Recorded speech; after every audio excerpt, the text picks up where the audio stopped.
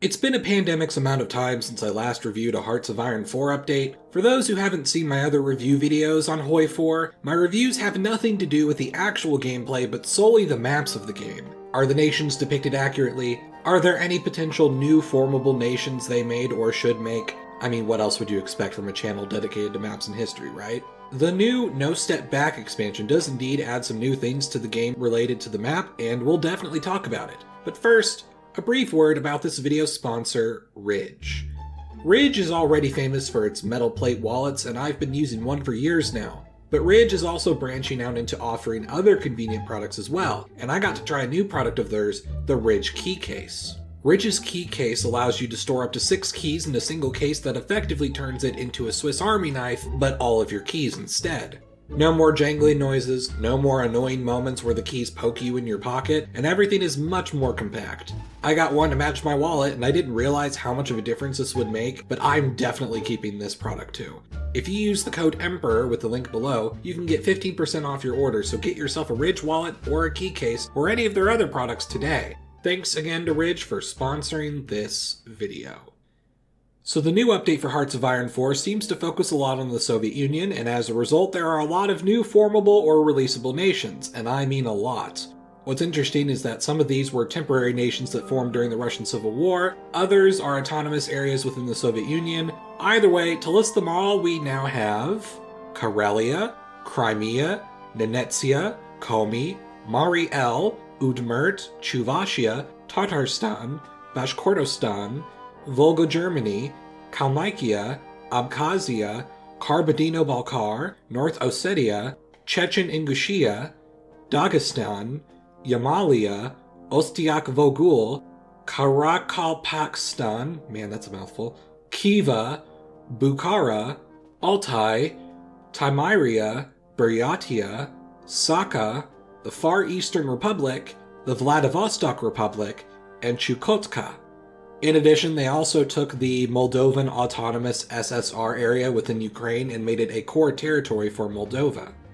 Acquiring various combinations of these can also lead to new formable nations.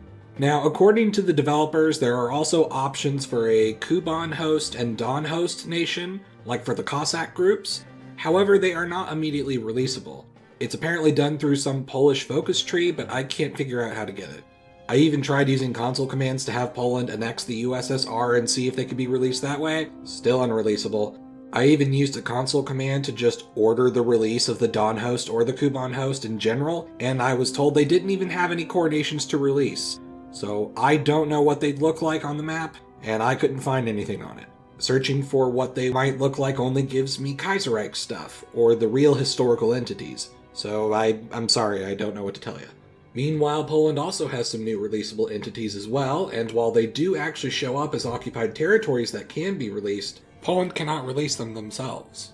The USSR and Germany cannot release them either should they take Poland. So I had to get Czechoslovakia to take over Germany and Poland to release the new formable nations of Silesia and Kashubia. The developers also claimed that there is finally a releasable Danzig free city. There's a tag for Danzig, but I cannot find any way to release it, or to get it to even show up. But I'm also seeing a few online threads indicating this has been an ongoing problem since the update's release. So in theory, there should be a Danzig. I want there to be a Danzig, but alas, I'm not able to get my Danzig. Maybe I'm just not knowledgeable enough in this game on how to release it, so I'm just missing something, and I'm sure someone in the comments will say something. And this kind of leads me to a mini rant I've been wanting to express.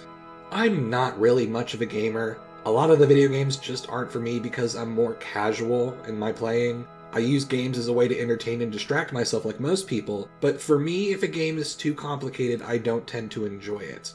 And it's not even necessarily a learning curve, because I can learn something, but after a certain point, it just becomes more work than fun, and I just don't want to play anymore.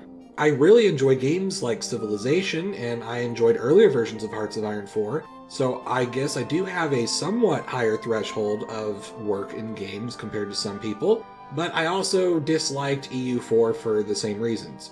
Hearts of Iron seemed like the map-changing game for me since it was less complicated than EU4 and focused more on warring, but with a lot of the more recent or brand new game features like railguns, tank designs, navy overhaul, the spy system, it's been a bit much for me. While normally I wouldn't mind, it also seems like with every update it's just harder to just conquer everything. Now it's easy to have things fall apart with rebellions, resource sabotages, and things of that nature. I respect the game for adding these things because I understand you don't want it to be too easy for certain nations to win, and I respect when games like this add realism because, of course, during World War II there were partisans, saboteurs, railguns, spies, and all of that. But if I still can't play my casual advanced risk style of playing, then I can't really enjoy this game anymore. To be frank, the last 4 times I played this game, I didn't even actually play so much as set up a random war and let it autoplay. Instead of a game, it was basically a memory-hogging screensaver for my second monitor. I know I can still play it like this when turning the DLC off, but it's a bummer I can't get the new formable nations without the DLC. It's a very weird thing for me to complain about, and I'm aware it's personal, and admittedly kind of petty too, but it's just my honest thoughts. If you think the DLC is worth it and enjoy all these features, I'm happy for you. As for me, I don't even know if I'll be playing this game much longer. If you don't actually think I'm crazy and you sort of get what I mean, I'd love to hear from you in the comments. But that'll basically conclude this video. I'm Emperor Tigerstar, and I'll see you guys next time.